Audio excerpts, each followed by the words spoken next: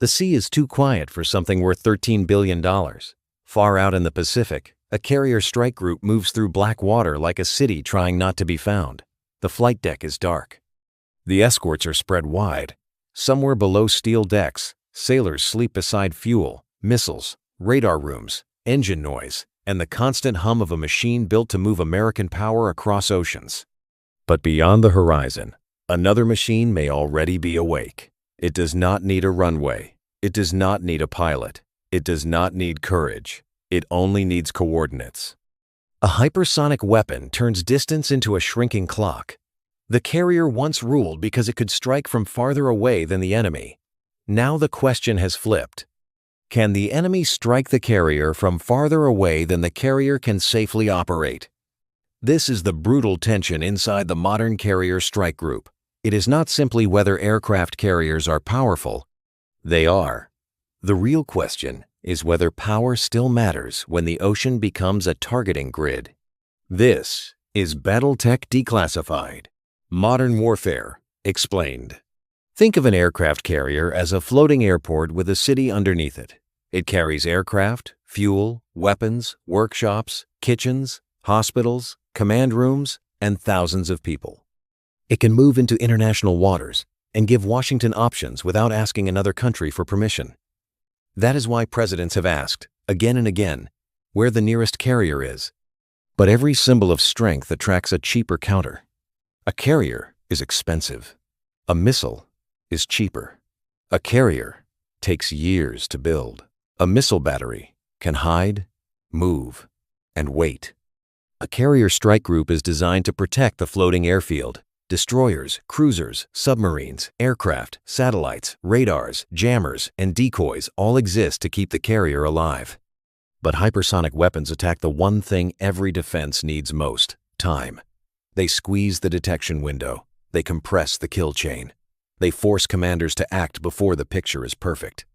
So the carrier is no longer just a runway at sea. It is a test. Can a giant, visible symbol of American power survive an age built to find it, track it, and hit it before it can react? The aircraft carrier became king because battleships learned a humiliating lesson. In 1941, battleships looked like the future from the past. They were huge, armored, expensive, and covered in guns. They represented the old belief that sea power meant heavy steel throwing heavier shells across open water. Then, aircraft arrived. Pearl Harbor showed that planes could destroy ships before those ships ever entered a gun duel. Midway made the lesson permanent. The most important ships in the battle never saw each other directly. Aircraft did the reaching. Aircraft did the finding. Aircraft delivered the blows. The carrier won because it changed distance. It turned the ocean from a gunfight into an air campaign. That shift is the key to everything. The carrier did not become dominant because it was invulnerable. It became dominant because it made older weapons feel too short, too slow, and too late. Since then, America's carrier strike group has been a moving answer to political uncertainty. Land bases require permission. Runways can be fixed targets. Allies may hesitate. Geography may block options. A carrier solves part of that problem by moving the airfield itself. Korea, Vietnam, the Gulf War, Afghanistan, Iraq, and many smaller crises all reinforced the same habit. If trouble appeared, a carrier could arrive. That gave America decision advantage. Decision advantage means having useful choices while everyone else is still calculating. The carrier strike group gives leaders a tool that is visible enough to signal resolve, yet mobile enough to avoid becoming a fixed base. But the same logic that made carriers dominant now threatens them. In the past, aircraft outranged battleship guns. Today, anti-ship missiles may outrange carrier aircraft. Hypersonic weapons intensify that reversal. If the missile can reach farther, arrive faster, and force the carrier to stay away, then the floating airfield still exists, but its useful radius shrinks. And when the useful radius shrinks, the carrier strike group must fight a new kind of battle, not for glory, but for access. A carrier does not travel alone, because a carrier alone is not a strategy. It is a very expensive target. The real weapon is the carrier strike group. Picture a moving fortress spread across the sea. The carrier sits at the center, but not always in the exact center. Around it are destroyers and cruisers with powerful radars, air defense missiles, anti-submarine systems, electronic warfare gear, and command links. Somewhere below the surface, a submarine may be listening for threats before they rise into view. Above the group, aircraft extend the eyes of the fleet. Far beyond them, satellites, patrol aircraft, drones, and other sensors feed pieces of the larger picture. This is not a simple shield. It is a system designed to stretch the fight outward. The carrier strike group does not want to defend itself at the last second. It wants to disrupt the enemy long before launch. That is where the kill chain matters. The kill chain is the process an enemy needs to complete before a weapon can hit. First, the carrier must be found. Then its position must be fixed. Then it must be tracked long enough to target. Then a weapon must be launched. Then that weapon must receive guidance or carry enough onboard intelligence to keep searching. Then it must survive defenses. Every step can fail. Clouds can hide things. Jamming can confuse sensors. Decoys can create false targets. The carrier can maneuver. Escorts can intercept. Submarines can threaten launch platforms. Cyber and electronic warfare can distort the picture. So when people ask whether hypersonic missiles make carriers obsolete, they often skip the hardest part. Hitting a moving carrier at sea is not the same as hitting a building. The ocean is vast. The target moves. The defenders interfere. But hypersonic weapons still change the rhythm. They make the final part of the kill chain terrifyingly fast. If the enemy already has a good track, then speed becomes a weapon against decision-making itself. The carrier strike group survives by breaking the chain before that final countdown begins. Hypersonic sounds like a magic word, but the core idea is simple. A hypersonic weapon travels at more than 5 times the speed of sound. That is fast enough to shrink reaction time, stress radar tracking, and make interception harder. Some hypersonic weapons follow ballistic paths. Others glide through the atmosphere after being boosted upward. Some may maneuver, which makes prediction harder. The danger is not only speed. A fast object on a known path can still be intercepted if the system sees it early enough.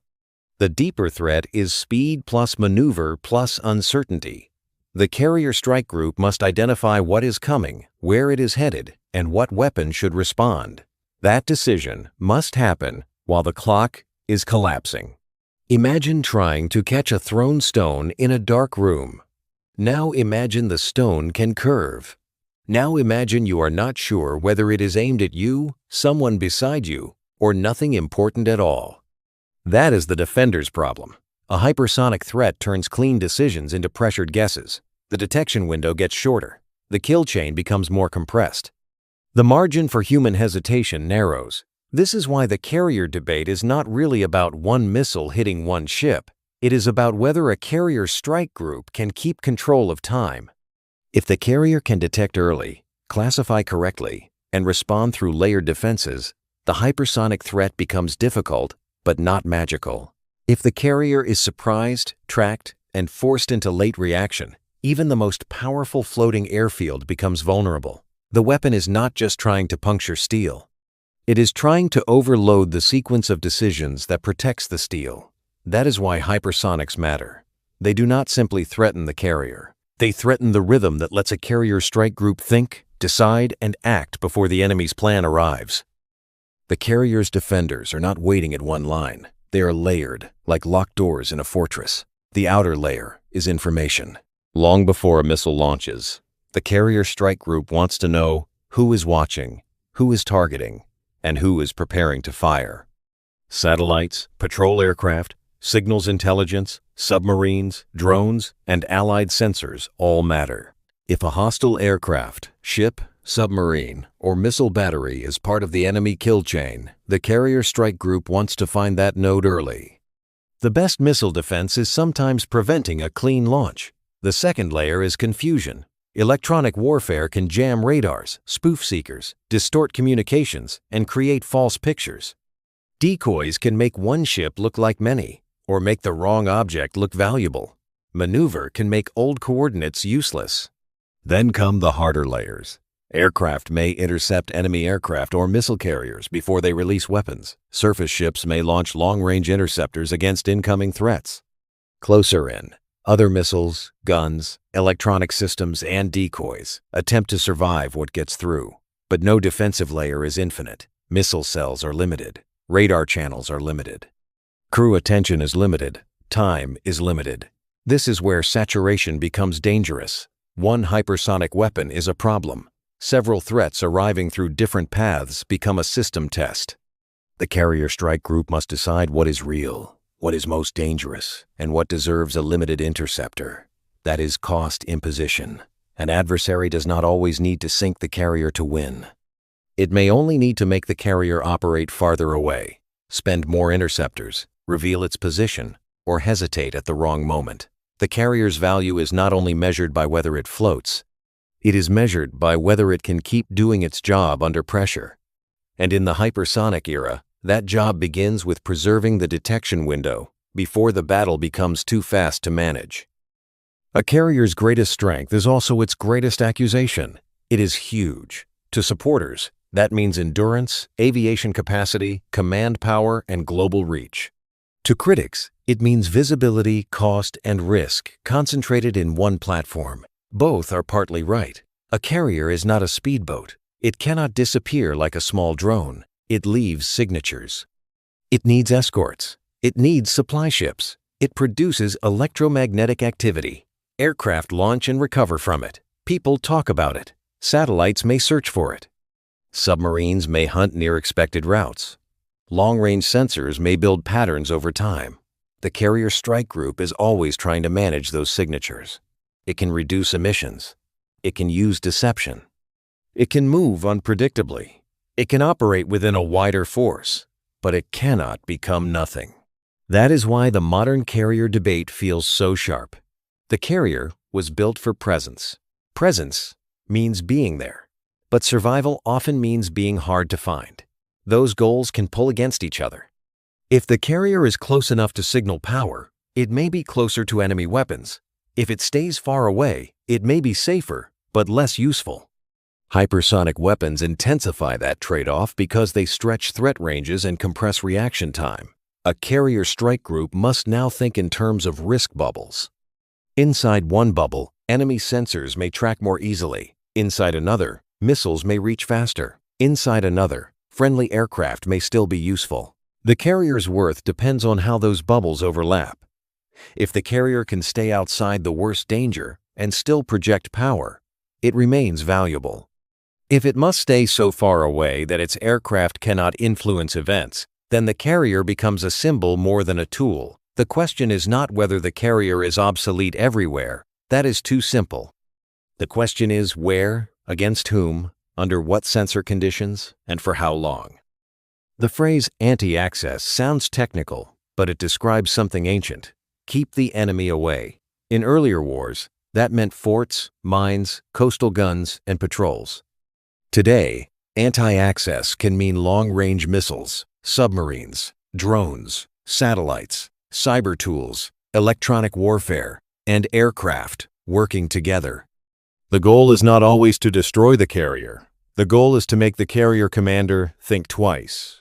If a carrier strike group must stay outside a large danger zone, the enemy has created sea denial.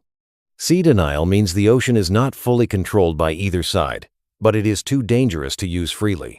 This matters because carriers exist to create options. Anti-access systems exist to remove options. Hypersonic weapons fit perfectly into that logic. They are not just weapons, they are psychological tools. They tell commanders that time will be short. They tell politicians that loss could be catastrophic. They tell planners that old operating patterns may be too risky. A $13 billion carrier does not need to be sunk to be neutralized. If it cannot enter useful range, its value drops. If it must consume huge defensive resources just to remain present, the cost equation changes. If it forces escorts to cluster tightly, the whole group may become more predictable. Yet the carrier strike group is not helpless.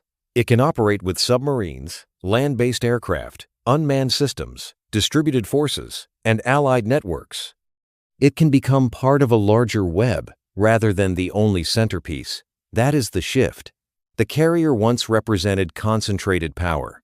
In the hypersonic era, concentration can look dangerous. The future carrier may need to behave less like a lone king and more like the largest node in a wider system, and that system must fight for decision advantage before the first missile ever launches. The carrier air wing is the reason the carrier exists. Without aircraft, the carrier is just a floating city with a very large roof. The aircraft give it reach, scouting, strike power, air defense, electronic warfare, and flexibility. But the air wing has changed. During the Cold War, carrier aircraft were built for long-range contests against powerful navies. Later, after the Soviet collapse, carriers spent decades launching aircraft into conflicts where the enemy often lacked serious naval reach. That shaped habits. The carrier could move closer. Aircraft could fly strike missions against land targets. The threat was real, but not always existential. Now, the carrier air wing faces a harder question. Can its aircraft reach far enough in a world where enemy missiles may reach farther? This is the range problem. If a carrier must stay hundreds or even over 1,000 miles from danger, its aircraft need range, refueling, survivability, and weapons that can matter from distance. Otherwise, the carrier is like a boxer with strong arms standing too far from the opponent. The punch exists, but it cannot land. Unmanned aircraft, longer-range weapons, aerial refueling, stealth aircraft, and networked targeting are all attempts to solve this problem. The carrier strike group must extend its own arms while staying outside the enemy's best punch. Hypersonic threats make this more urgent because they punish closeness, but distance alone is not safety. A carrier far away can still be targeted if the enemy has persistent tracking. So the future carrier air wing must do two things at once. It must increase reach, and it must help break the enemy kill chain. That means aircraft are not only bomb carriers, they are sensors, jammers, decoys, scouts, and information fighters. The carrier remains worth it only if its air wing keeps creating decision advantage at useful range. The ocean feels empty, but modern war tries to fill it with sensors. Satellites look down, aircraft sweep wide areas, drones can patrol, ships listen, submarines listen better, radars search. Signals intelligence collects emissions. Commercial data may add clues. Even patterns of movement can become intelligence. A carrier strike group survives by making the enemy's picture uncertain. It does not need perfect invisibility. It needs enough doubt. If the enemy cannot trust the target location, a long-range missile becomes less useful. Coordinates age quickly when the target moves. A carrier traveling at speed can shift miles while the targeting system updates. That creates a constant chase between sensing and movement. This is why the targeting problem is so important. Hypersonic speed matters after launch, but before launch, the enemy still needs a reliable target. A missile cannot hit yesterday's ocean. It needs today's carrier. If the carrier strike group can force the enemy to use old data, false data, or incomplete data, it may survive without firing a shot. Electronic warfare, emission control, deception, decoys, and distributed operations all serve that goal. Think of it like hiding a valuable king in a crowd where several decoys wear the crown. The attacker may have a fast arrow, but speed does not help if the wrong figure gets targeted. This does not make carriers safe. It makes the fight more complex. The hypersonic era is not only about faster missiles. It is about faster sensing, faster updating, faster decision-making, and faster deception. The side that controls the information cycle controls the engagement. A carrier strike group is worth more when it can create uncertainty around itself. It is worth less when the enemy's targeting grid becomes clean, persistent, and trusted. The Falklands War offered an early warning about modern naval vulnerability. In 1982, the British destroyer HMS Sheffield was struck by an Exocet anti-ship missile. The missile was not hypersonic. It was not a futuristic wonder weapon, but it showed how a relatively small missile could threaten a major warship and shock an entire navy. The lesson was uncomfortable. Ships did not need to be hit by battleship shells to be crippled. A missile arriving low, fast, and unexpectedly could change the battle. The Falklands did not end the aircraft carrier. Britain's carriers were essential to the campaign. But the war proved that naval power now lived under the shadow of missiles. That shadow has only grown. Anti-ship missiles became smarter, faster, longer-ranged, and more widely available. Drones added cheap scouting and attack options. Satellites improved search. Data links improved coordination. Hypersonic weapons represent the extreme edge of that trend. They take the old exocet warning and compress it into a harsher equation. Less time, more speed, greater range, harder prediction. The Carrier Strike Group exists because navies learned from those warnings. It layers defenses, pushes sensors outward, and tries to prevent surprise. But every defense can be stressed. The Falklands lesson was not that ships are useless. It was that ships must adapt when the threat changes. The carrier debate should be understood the same way. Hypersonic weapons do not automatically erase carriers. They force carriers to change how they operate, where they operate, and how they connect to the wider force. The floating airfield survives only if the system around it evolves faster than the weapons aimed at it. That was true after Pearl Harbor. It was true after the Falklands. It is true again now. Cost is the loudest argument against the aircraft carrier. A Ford-class carrier costs around $13 billion before counting its air wing, escorts, weapons, maintenance, crew, fuel, training, and lifetime sustainment. That number is so large it becomes difficult to feel. $13 billion is not a ship. It is schools, roads, satellites, drones, submarines, missile batteries, research programs, and years of other choices. Critics look at that price and ask whether one platform should hold so much money, manpower, and political risk. If a cheaper missile can threaten it, the cost imbalance feels absurd. Why build a giant floating airfield if an adversary can build weapons specifically designed to keep it away? Supporters answer with a different calculation. A carrier is expensive because it does many jobs at once. It generates sorties. It hosts command functions. It moves without needing host nation approval. It can respond to crises, evacuations, deterrence missions, strikes, air defense, and presence operations. It can remain on station for long periods. It brings its own logistics system. It signals seriousness in a way few platforms can match. A submarine is powerful, but invisible.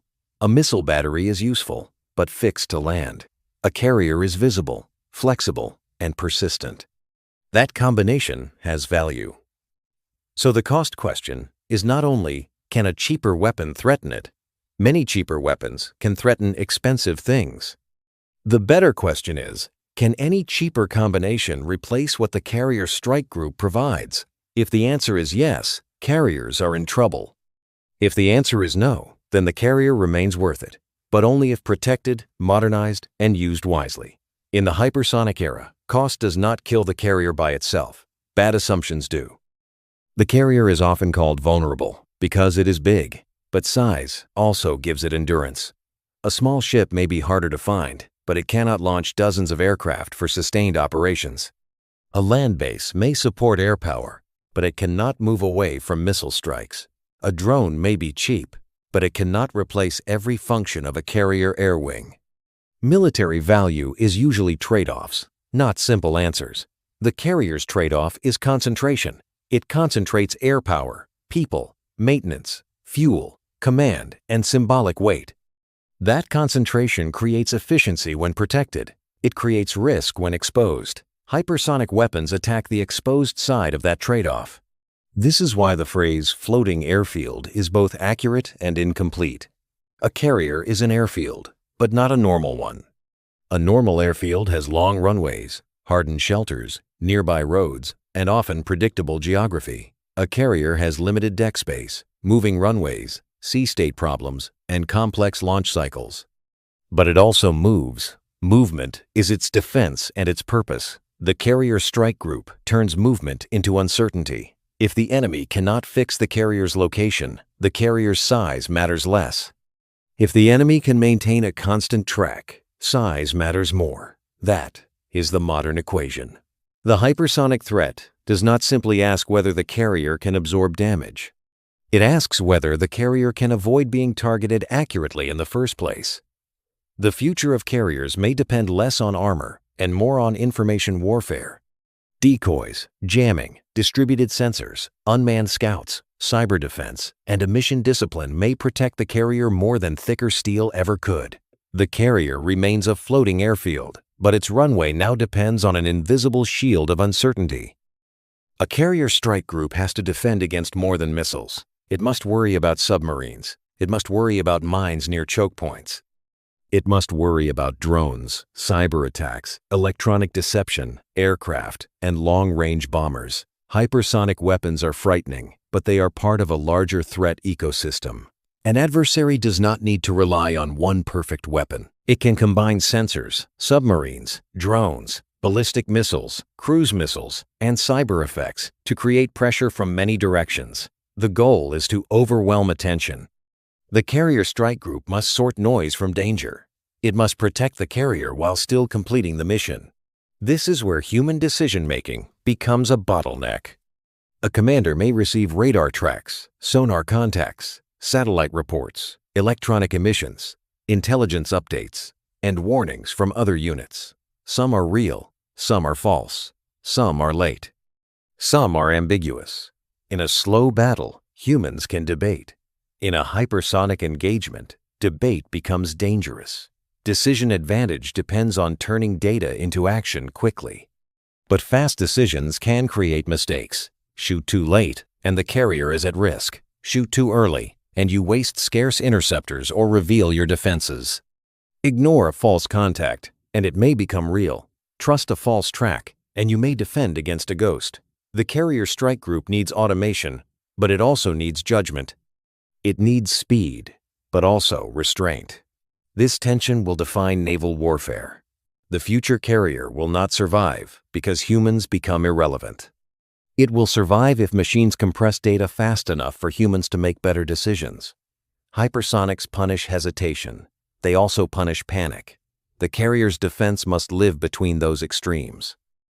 The most dangerous missile may be the one that never launches. That sounds strange, but deterrence often works through possibility. If an adversary can make America believe a carrier strike group is at serious risk, the carrier's behavior changes. It may stay farther away. It may require more escorts. It may delay operations. It may demand more intelligence before moving. It may shift political calculations. This is the invisible victory of anti-access strategy. You do not always have to defeat the carrier in battle. You can shape its choices before battle. A hypersonic threat can create that pressure because it promises speed, reach, and spectacle. But deterrence works both ways. The carrier also sends a message before anything launches. It tells allies they are not alone. It tells adversaries that escalation has consequences. It gives decision-makers a tool between doing nothing and launching from land bases. This political role is often underestimated. A carrier strike group is not only a military instrument, it is a moving signal. During crises, signals matter. If America removes carriers from the board, it may gain safety in one sense, but lose a visible tool of influence. That is why obsolete is too blunt. A weapon can be vulnerable and still valuable. A tank is vulnerable to anti-tank missiles, yet armies still use armored forces. Aircraft are vulnerable to air defense, yet air power still matters. The question is whether the platform can adapt to the threat environment. Carriers must adapt by operating as part of distributed networks, using longer-range systems, relying more on unmanned aircraft, and fighting the enemy kill chain early. The missile that never launches can shape behavior. The carrier that never needs to fire can shape behavior too. One of the carrier's hidden strengths is sortie generation. A sortie is one aircraft mission. Launch, fly, perform the task, return, refuel, rearm, and launch again. A carrier's ability to generate sorties gives it sustained power. Missiles are often one-time weapons. They are fired, then gone. Aircraft can return. Pilots can adapt. Missions can change. The carrier air wing can shift from strike to air defense, from surveillance to electronic warfare, from deterrence to combat support. That flexibility is difficult to replace. A missile battery can be deadly, but it cannot do everything an air wing does. A drone swarm can search, but it cannot yet replace all carrier aviation. However, sortie generation only matters if aircraft can operate from useful range. Hypersonic weapons threaten the carrier's ability to position close enough for efficient operations. If the carrier must stay far away, aircraft spend more time traveling and less time over the target area. Refueling becomes more important. Long-range weapons become more important. Unmanned tankers become more important. The carrier strike group must extend the useful reach of every launch. This is why future carrier value is tied to the air wing's evolution. Longer-range drones, stealthier aircraft, networked weapons, and better refueling can restore reach. Without them, the carrier risks becoming a powerful airport parked too far from the city it needs to influence. The carrier is still a floating airfield, but an airfield's value depends on where its aircraft can go. Hypersonics push the airfield back. Innovation must push the air wing forward. The winner of that distance contest will decide whether carriers remain central or become supporting players. The Red Sea has offered a smaller but useful warning. Recent attacks by drones and missiles against shipping showed how cheaper systems can force expensive defenses. A warship may use interceptors, costing far more than the drone it destroys. This is cost imposition. The attacker spends little to force the defender to spend much. Against a carrier strike group, the same logic becomes larger. An adversary may launch drones, cruise missiles, ballistic missiles, decoys, and possibly hypersonic weapons in combinations. Some threats may be cheap. Some may be advanced. Some may exist mainly to distract. The defender must treat them seriously until proven otherwise. This matters because a carrier strike group has limited magazines. Every interceptor fired is one less available later. Reloading vertical launch cells at sea is difficult. If an enemy can drain defenses, the carrier becomes more vulnerable to later waves. Hypersonic weapons might be saved for the moment when the defensive system is tired, confused, or depleted. The danger is not one perfect silver bullet. The danger is a campaign that uses cheap systems to create openings for expensive systems. Think of it like burglars rattling every door and window before sending the real intruder through the weakest point. The carrier strike group must manage its magazine depth, threat classification, and engagement choices carefully. This makes soft kill systems more important. Jamming, decoys, deception, and electronic attack can defeat or confuse threats without spending a missile every time. In the hypersonic era, hard kill interceptors remain vital, but soft kill methods may decide endurance. A carrier that runs out of defensive options has not been sunk yet, but its freedom has already been reduced. Submarines complicate the carrier debate because they are both threat and protector. An enemy submarine can hunt carriers. A friendly submarine can hunt the hunters. Undersea warfare is slow, quiet, and unforgiving. It does not produce the dramatic image of a hypersonic missile streaking through the atmosphere, but it may be just as important. A carrier strike group entering contested waters must worry about what it cannot hear. Submarines can threaten carriers, escorts, and supply ships. They can also gather intelligence. They can force defensive patterns. They can shape where the carrier feels safe enough to operate. This undersea problem connects directly to hypersonics. A carrier threatened from the air may move differently. A carrier worried about submarines may move differently. The combined threat can restrict options. If the carrier turns away from a suspected submarine area, it may move closer to missile coverage. If it avoids missile coverage, it may enter waters where submarines wait. Modern warfare is rarely one threat at a time. It is pressure from overlapping systems. The carrier strike group must defend in 3 dimensions: air, surface, and undersea, while also fighting in the information domain. That is why carriers are expensive. They require a whole ecosystem to use properly. Critics see that ecosystem as proof of inefficiency. Supporters see it as proof that carriers are strategic assets. Both views contain truth. A carrier without escorts is reckless. A carrier with escorts, submarines, aircraft, and networks is a powerful system. Hypersonic weapons do not erase undersea warfare. They add another layer to an already crowded threat picture. The carrier's future depends on whether that system can coordinate faster than enemies can combine pressures. The carrier's logistics tail is enormous. Food, fuel, spare parts, munitions, aviation components, medical supplies, and maintenance support must keep moving.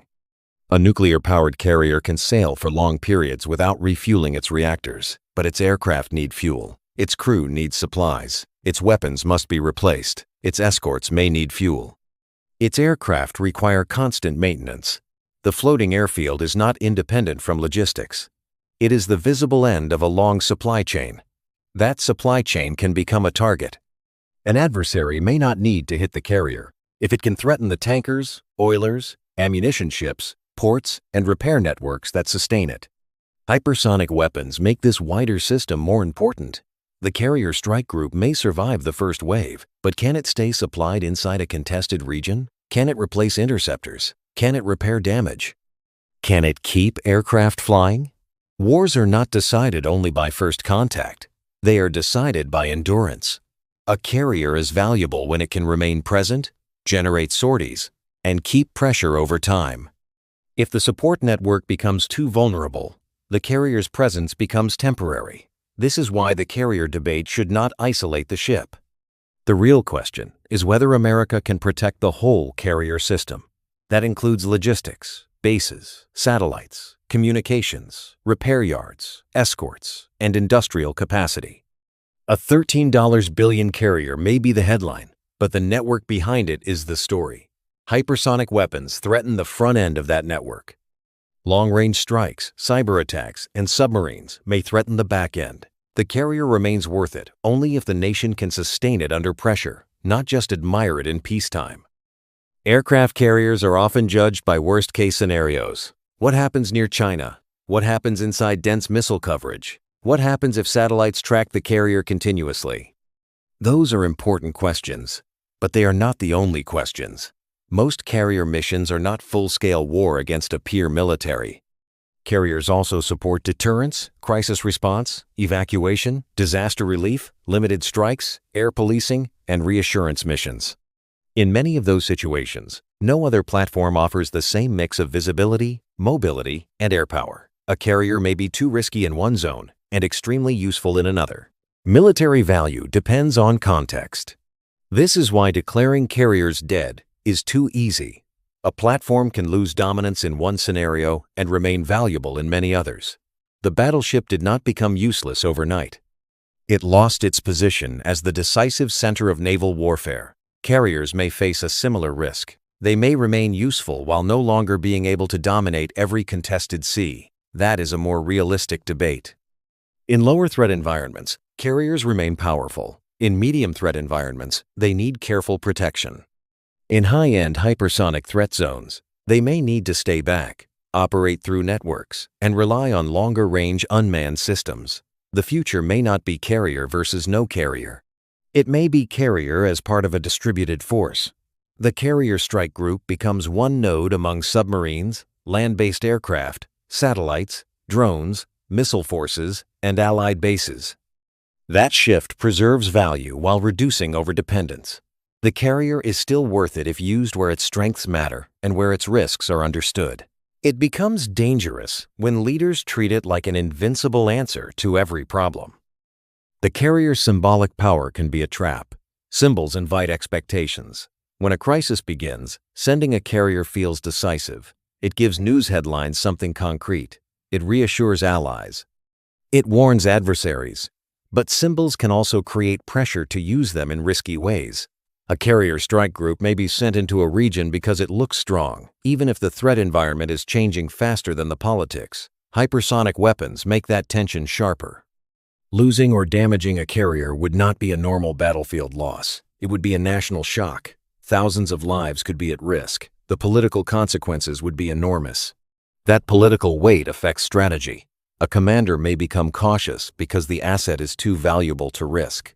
An adversary may become aggressive because damaging the symbol would carry huge propaganda value. Allies may feel reassured by the carrier's arrival, but also nervous if it becomes a target. The carrier strike group exists in both military and political space. That is part of its worth. It is also part of its vulnerability. Hypersonic weapons do not only threaten hulls, they threaten confidence. If adversaries can convince America that carriers are too precious to use, they gain leverage. The answer is not reckless courage, it is credible adaptation. Carriers must operate with better deception, longer reach, unmanned support, distributed forces, and realistic doctrine. They must be seen as powerful, but not irreplaceable. The more the entire strategy depends on one floating airfield, the more attractive that airfield becomes as a target. The future carrier must remain a signal, but not a hostage.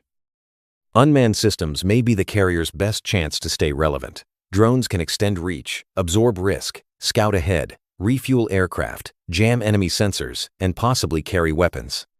A carrier air wing that includes long-range unmanned aircraft changes the distance problem. Instead of sending only crewed aircraft into dangerous zones, the carrier can push unmanned systems forward. Some may act as sensors, some may serve as decoys, some may relay communications, some may support targeting, some may eventually strike. This would let the carrier operate farther away while still affecting the battle.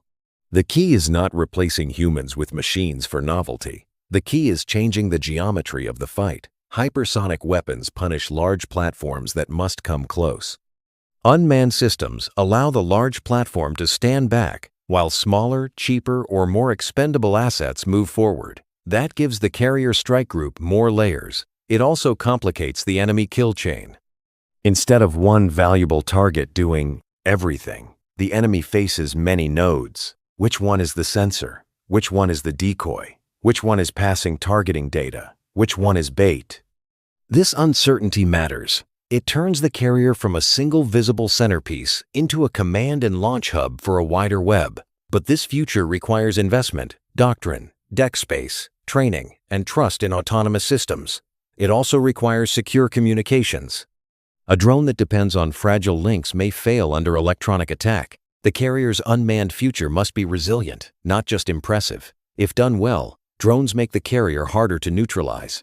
If done poorly, they become expensive accessories on a vulnerable runway. Electronic warfare is the quiet defense people underestimate. A missile is easy to imagine. A radar beam is less dramatic. A false signal is almost invisible. But modern carrier defense depends heavily on the ability to confuse the enemy's picture. If an incoming weapon depends on a seeker, that seeker can be jammed, deceived, or seduced toward a decoy. If the enemy depends on communications, those links can be disrupted. If the enemy depends on radar, that radar can be blinded or tricked. The carrier strike group does not need to destroy every threat physically if it can make threats miss. Against hypersonic weapons, electronic warfare becomes both vital and difficult. Speed reduces time for soft kill responses. Some weapons may use multiple guidance methods. Some may rely less on external links during the final phase. Still, the broader kill chain remains vulnerable to deception. Before launch, sensors can be confused. During targeting, tracks can be polluted. During approach, seekers can face decoys and jamming. The key is forcing uncertainty into the enemy's system.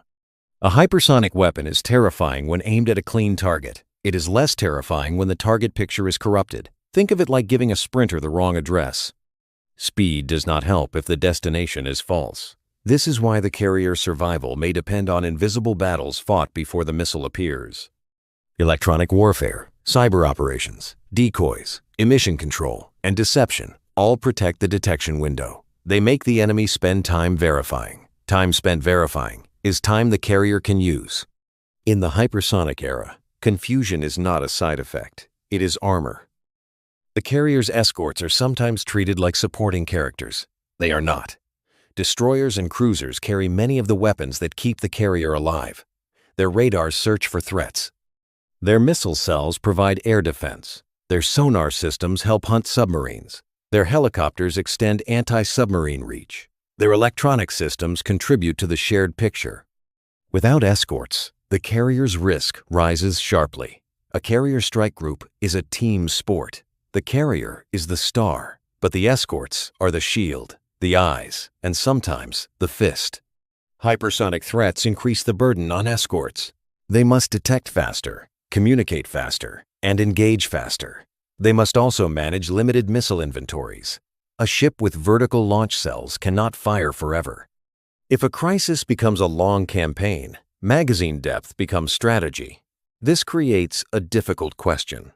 Should escorts be clustered close to protect the carrier, or spread out to widen detection and interception opportunities? Close formations can concentrate defense. Wider formations can expand the sensor net.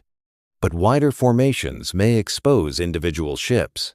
There is no perfect answer. The carrier strike group must balance protection, detection, deception, and mission goals. Future escorts may need directed energy weapons, better interceptors, improved sensors, and more unmanned partners. They may also need easier ways to reload at sea.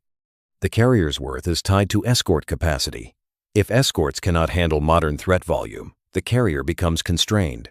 If escorts evolve, the carrier strike group remains formidable. The hypersonic era does not test only the carrier, it tests the entire protective ecosystem around it. The aircraft carrier faces a geography problem. Oceans are huge, but important places are often near land. Taiwan, the South China Sea, the Persian Gulf, the Eastern Mediterranean, the Red Sea, the Korean Peninsula, and choke points all create predictable areas of interest. Carriers can move, but they move within strategic geography. Adversaries know the zones where carriers are most useful. That means sensors and missiles can focus on likely operating areas. The carrier strike group can maneuver within those areas, but it cannot make geography disappear. Hypersonic weapons exploit geography by making danger zones larger. If a missile can threaten ships from long range, the carrier must consider risk before entering. If land-based sensors and aircraft help locate it, the risk grows. If submarines patrol choke points, movement becomes more complicated. This is why island chains, straits, and regional bases matter. A carrier does not operate on an empty chessboard. It operates near political boundaries, allied territories, enemy coastlines, and maritime choke points. Geography shapes the detection window. Geography shapes the kill chain. Geography shapes how much warning the carrier strike group may receive. But geography can also help the carrier. Islands can host friendly sensors. Allies can provide bases. Land-based aircraft can support operations. Distributed forces can complicate enemy targeting. The carrier's future may depend on how well it plugs into regional networks. Alone, it may be pushed back. Connected to allies, submarines, land-based missiles, drones, and sensors, it becomes harder to isolate. The ocean is still large, but the useful ocean is shaped by geography. Hypersonics make that map feel smaller. There is a myth that one new weapon always kills the old platform. The reality is slower and messier. Machine guns did not end infantry. Anti-tank missiles did not end tanks. Surface-to-air missiles did not end aircraft. Submarines did not end surface fleets. New weapons change behavior. They punish old tactics. They force adaptation. Platforms die when they cannot adapt, or when cheaper alternatives can perform their main missions better. So the carrier question should be framed carefully. Hypersonic weapons do not automatically make aircraft carriers worthless. They make certain carrier habits more dangerous. The old habit was confidence through dominance. The carrier strike group could move near a crisis and assume its layered defenses, air wing, and escorts created enough safety. Against weaker opponents, that may still be true. Against a peer with long-range sensors and hypersonic weapons, confidence must become calculation. Where is the carrier? Who can see it? Who can track it? Which weapons can reach it? How fast can they arrive? What defenses are ready? What decoys are deployed? What is the exit route? What mission justifies the risk? These questions do not mean the carrier is obsolete. They mean the carrier has entered a harsher era. The same happened to every major platform. Survival now depends on doctrine as much as hardware. A carrier used casually becomes vulnerable. A carrier used as part of a distributed, deceptive, long-range system remains dangerous. The future will not reward nostalgia. It will reward navies that understand the carrier's strengths and refuse to ignore its weaknesses. Hypersonics are not an automatic death sentence. They are an unforgiving exam. The most powerful carrier defense may happen before war begins. Intelligence preparation, alliance building, regional basing, satellite resilience, cyber defense, and industrial readiness all shape whether a carrier can operate during conflict. If America knows where enemy launchers are, the carrier is safer. If allies provide sensors and airfields, the carrier has more options. If satellite networks survive attack, targeting and warning improve. If munition stockpiles are deep, the carrier strike group can keep fighting. If repair capacity is ready, damage does not automatically end the campaign. The carrier's value is built long before it sails. This matters because hypersonic weapons are part of a system. They need targeting, production, deployment, training, and command decisions. Countering them also requires a system. Better interceptors help, but they are not enough. Better intelligence helps, but not alone. Better drones help, but only with doctrine. Better electronic warfare helps, but only if integrated. The Carrier Strike Group is a visible expression of national preparation. If that preparation is shallow, the carrier becomes a shiny liability. If preparation is deep, the carrier remains a flexible tool. The debate should therefore move beyond the dramatic question, can a hypersonic missile sink a carrier? The deeper question is, can America build a force that prevents the enemy from getting a clean shot? That includes attacking the kill chain, defending the detection window, spreading risk, and sustaining operations. The carrier is worth it if the surrounding system is worth it. Without that system, $13 billion floats on faith. With that system, the carrier becomes one powerful piece of a much larger machine. The future carrier may need to be less proud. That sounds strange, but pride can be dangerous in warfare. For decades, the carrier was treated as the center of American naval identity. It was the capital ship, the visible proof of global reach. But in a world of hypersonic weapons, satellites, drones, and long-range missiles, the carrier may need to share the stage. Submarines may handle the most dangerous penetration missions. Land-based bombers may deliver long-range strikes. Unmanned systems may scout forward. Distributed missile ships may spread firepower. Allied bases may provide depth. The carrier remains important, but not always central. This is not a demotion if done wisely. It is adaptation. A quarterback is not weak because the whole team matters. A carrier strike group can serve as command hub, aviation base, sensor node, refueling support, strike platform, and deterrent signal. But it should not be asked to solve every problem alone. Hypersonic weapons punish concentration, so the answer is distribution. Spread sensors, spread weapons, spread risk, spread decision-making. Make the enemy's kill chain chase many targets instead of one. In that future, the carrier survives by becoming less predictable. It may launch drones from farther away. It may coordinate with submarines and land-based aircraft. It may operate as part of rotating deception patterns. It may appear where useful and withdraw before targeting becomes reliable. The carrier's power becomes rhythmic, not static. It pulses, supports, launches, commands, and relocates. That is a different image from the old floating fortress. But the old image may be the problem. The carrier can remain worth it if it stops acting like the only answer. There is another uncomfortable issue. Crew risk. A carrier carries thousands of people. That human weight changes the calculation. Losing unmanned systems is costly. Losing ships is tragic. Losing a carrier would be a national trauma. The crew is not an abstract number. It is sailors maintaining engines, cooks preparing food, pilots briefing missions, technicians fixing aircraft, medical teams waiting, and young people sleeping inside a target that adversaries study carefully. Hypersonic weapons make the timeline of danger feel brutal. A mistake in detection or classification could become a mass casualty event. This is why unmanned systems are not only about efficiency, they are about risk transfer. If dangerous scouting can be done by drones, fewer humans are exposed. If long-range refueling can be unmanned, crewed aircraft can operate differently. If decoys can absorb enemy attention, sailors gain time. But carriers cannot become unmanned overnight. They are human systems. Their strength depends on training, discipline, trust, and routine under stress.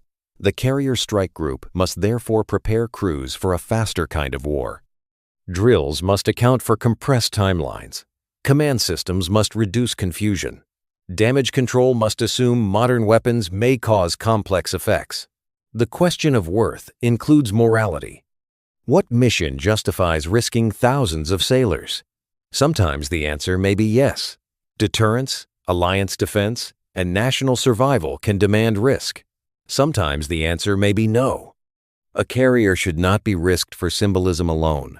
Hypersonic weapons force leaders to be honest. A floating airfield is powerful, but the people inside it are not expendable. Damage control is one reason large warships can be harder to kill than people assume. A carrier is built with compartments, firefighting systems, trained crews, redundancy, and repair capability. Sailors train constantly for fire, flooding, smoke, fuel hazards, and battle damage. History shows that ships can absorb punishment and remain afloat if crews respond effectively. This does not make carriers invincible. It means hit does not always mean sunk. A missile impact could damage the flight deck, destroy aircraft, start fires, disable systems, or reduce sortie generation without sending the ship to the bottom. That distinction matters. An adversary may not need to sink a carrier. Mission kill may be enough. A mission kill means the carrier cannot perform its job, even if it survives. If the flight deck is damaged, aircraft operations may stop. If sensors are degraded, defense weakens. If command systems are disrupted, coordination suffers. If fires spread, survival becomes the mission. Hypersonic weapons may create severe damage through speed and kinetic energy, but effects depend on design, warhead, impact point, defenses, and ship resilience. The carrier strike group must therefore defend against both sinking and mission kill. A carrier that floats but cannot launch aircraft has lost its purpose until repaired. This brings us back to cost. A $13 billion ship does not need to become wreckage to be strategically neutralized. It only needs to be unavailable at the critical moment. That is why protection, repair, redundancy, and rapid recovery matter. The carrier is worth more when it can take damage and return to function. It is worth less if one strike can remove it from the campaign. Allies change the carrier equation. A carrier operating alone in a hostile region faces a harder problem. A carrier operating with allied bases, sensors, submarines, aircraft, and ships becomes part of a larger network.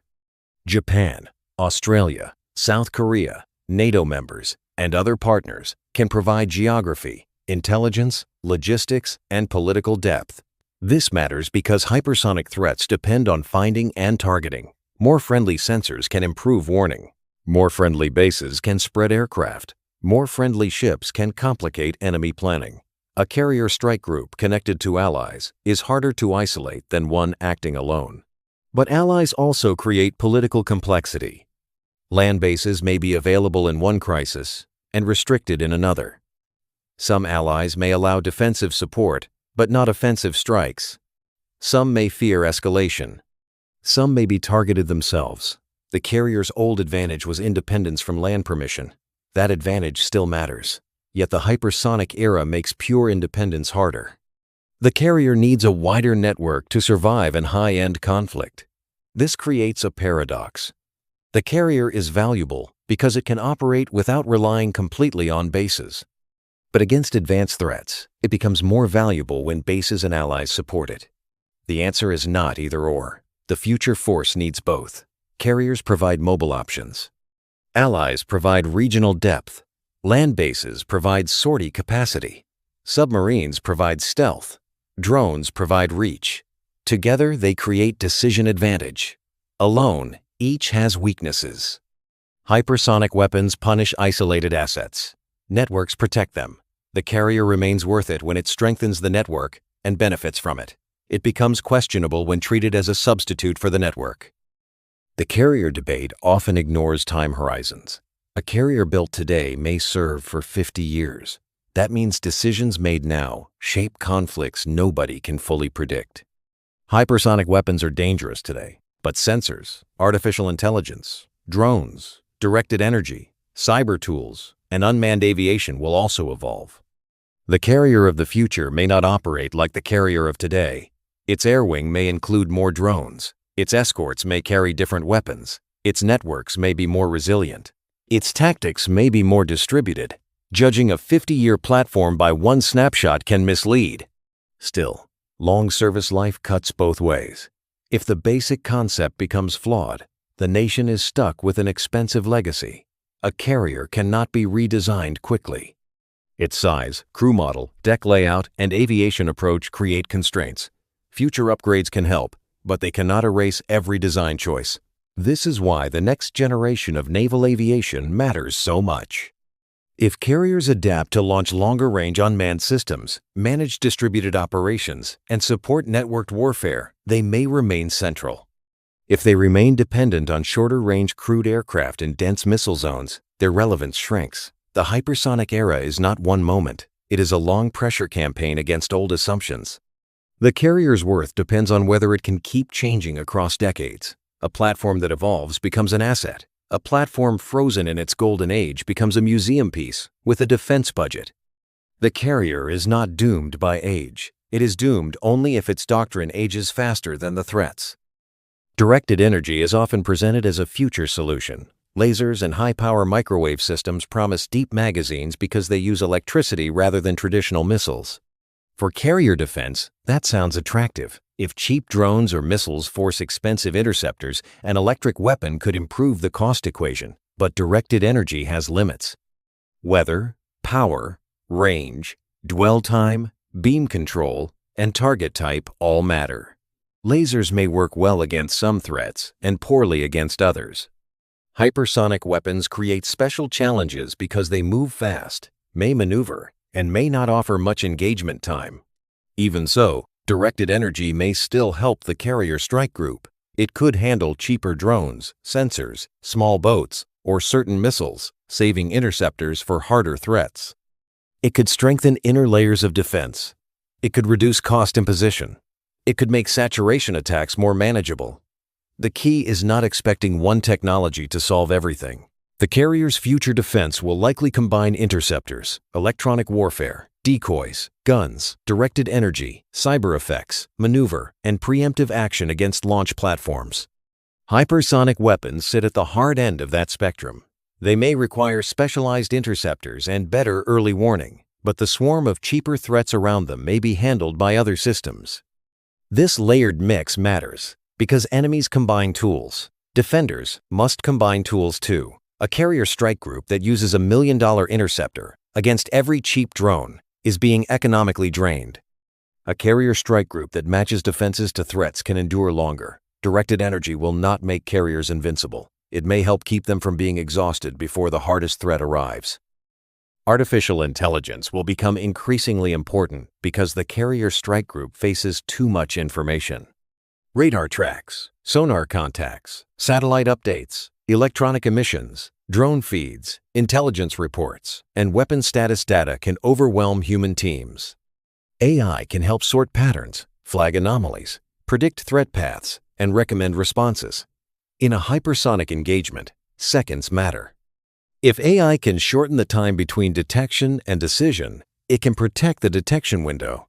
But AI also introduces trust problems. A bad recommendation at high speed can be dangerous. The carrier's future command system must therefore balance automation and human authority. Machines can process faster. Humans must understand consequences. The goal is not replacing commanders with algorithms. The goal is giving commanders a cleaner picture before time runs out. Think of AI as a battlefield air traffic controller under attack. It cannot choose national strategy, but it can help prevent chaos inside the control room. Against hypersonic weapons, AI may help predict likely impact points, prioritize threats, assign interceptors, manage sensors, and detect deception. But adversaries will also use AI. They may create false tracks, coordinate attacks, optimize search patterns, and adapt faster. So decision advantage becomes an AI contest as well as a naval contest. The carrier strike group that learns faster, filters better, and avoids panic may survive. The one that drowns in data may fail even with excellent hardware. Hypersonic speed turns information overload into a weapon. AI becomes valuable because the human brain alone cannot manually sort a modern battle at missile speed. The carrier's future also depends on industrial capacity. It is one thing to build a carrier. It is another to sustain the weapons, aircraft, escorts, spare parts, and munitions it needs during a major war. High-end interceptors are expensive and complex. Shipbuilding is slow. Repair yards are limited. Skilled labor cannot be created overnight. If a conflict burns through missiles quickly, The carrier strike group's defensive power may depend on factories thousands of miles away. Hypersonic weapons add pressure because they may force higher interceptor use, more sensor investment, and faster replacement cycles. This is the unglamorous truth. Strategy is not only decided at sea, it is decided in shipyards, factories, training pipelines, software labs, and logistics networks. A carrier strike group looks like a single military formation, but behind it stands an industrial system. If that system cannot produce enough interceptors, drones, spare parts, and repair capacity, the carrier's battlefield value declines. America's advantage has often been logistics and industry, not just technology. In a long conflict, that advantage may matter more than any single ship. The hypersonic era makes replenishment and production part of deterrence. An adversary must believe the carrier strike group can keep fighting after the first exchange. If America has only exquisite platforms with thin magazines, deterrence weakens. If it has resilient production and deep stocks, deterrence strengthens. The carrier is worth it when the industrial base can support the whole system. Without that, the floating airfield may be impressive on day 1 and constrained by day 10. So, are aircraft carriers obsolete? No. But the old carrier myth is obsolete. The myth says the carrier can sail near trouble, dominate the area, and rely on its size, escorts, and aircraft to impose American will. That myth belonged to a more permissive era.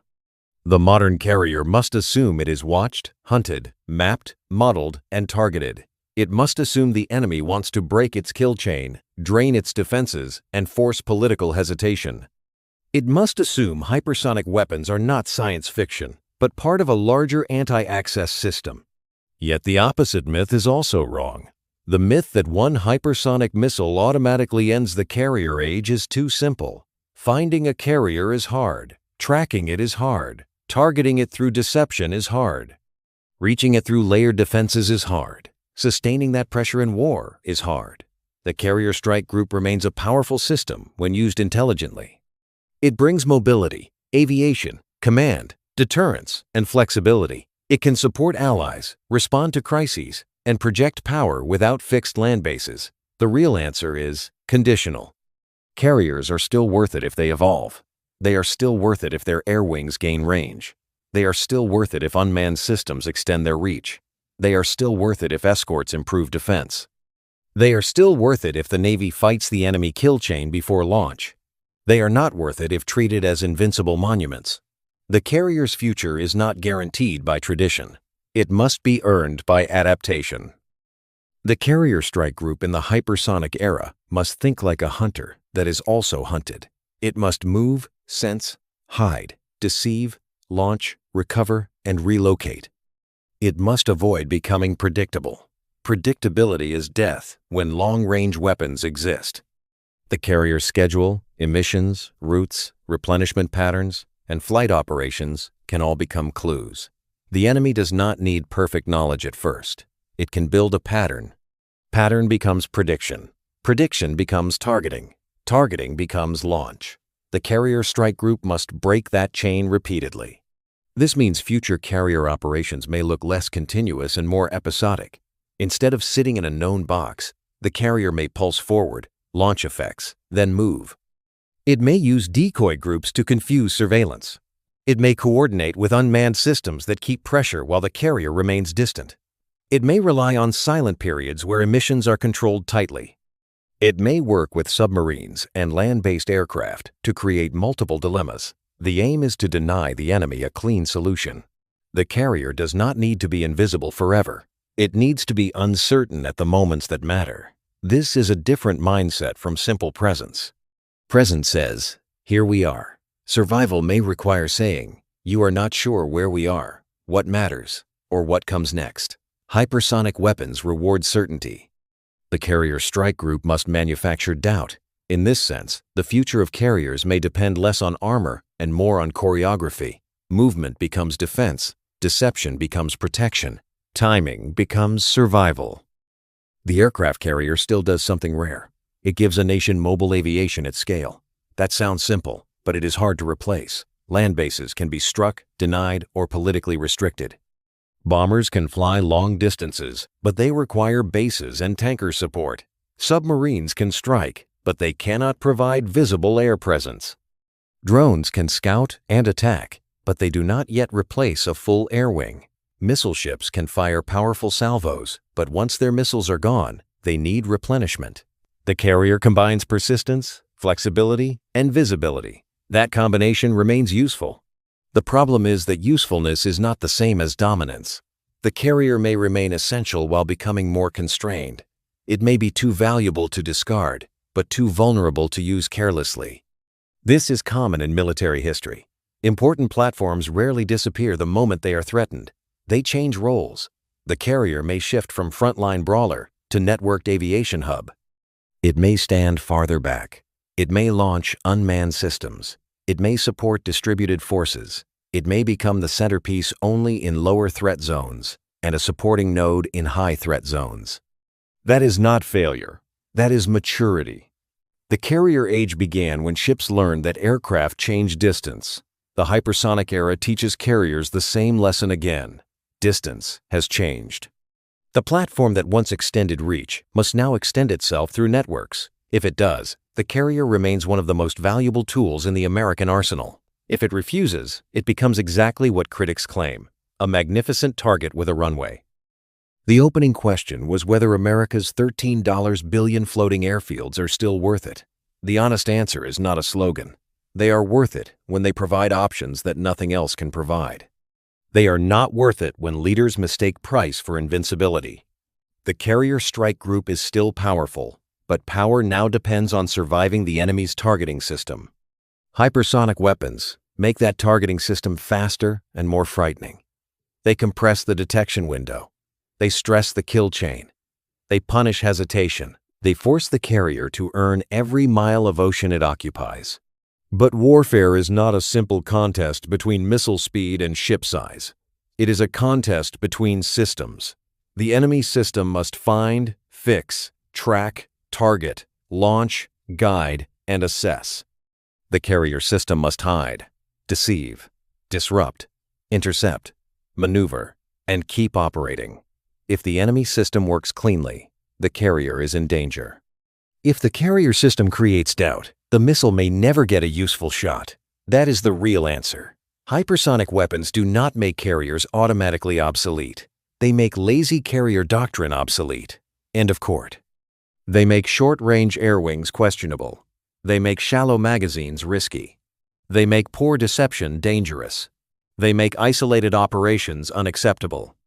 A carrier is still worth it as part of a modern, distributed, deceptive, long-range, networked force. It is not worth it as a floating monument to past wars. The price tag buys potential. Strategy decides whether that potential becomes power or liability. The carrier remains a giant, but giants must learn to move differently when the arrows get faster. Return to that black Pacific night. The carrier strike group is still moving. The flight deck is still dark. The escorts are still listening. Somewhere beyond the horizon, a missile battery may be waiting. But the scene looks different now.